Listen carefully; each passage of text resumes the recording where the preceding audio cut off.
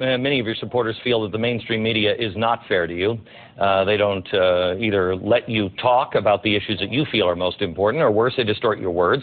That's why I've agreed to let this final segment be up to you. First of all, fair interview with you tonight, sir? Yes, very much so, and I got a much better interview than I've gotten from some other interviewers on other stations, so I am pleased with that. You allowed me to answer the question. Okay.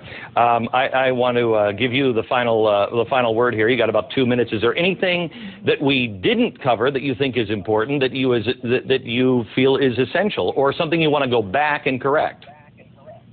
No, I think we've covered everything pretty well. I can just summarize pretty much what we've been talking about and why people join us. And I do talk a lot about the Constitution, and to me the Constitution is very libertarian. So if you're a constitutionalist, you're really a libertarian, which means that you want a lot less government. The Constitution was written to restrain the government and not restrain the people. I make a very important point that freedom is a unit.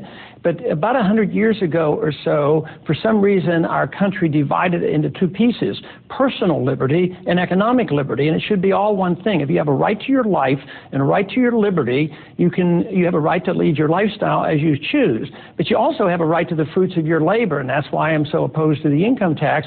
You should have control of your economic life as well.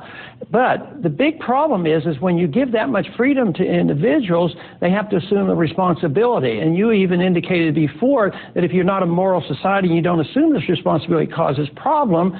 And Benjamin Franklin warned us about that. We have to assume responsibility for ourselves.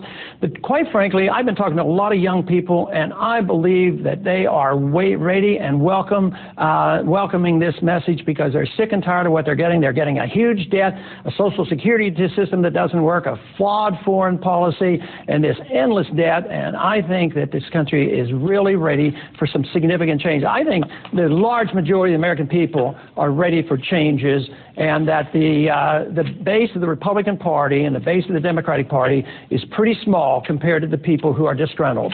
Dr. Paul, thank you very much. America, good night. Thank you.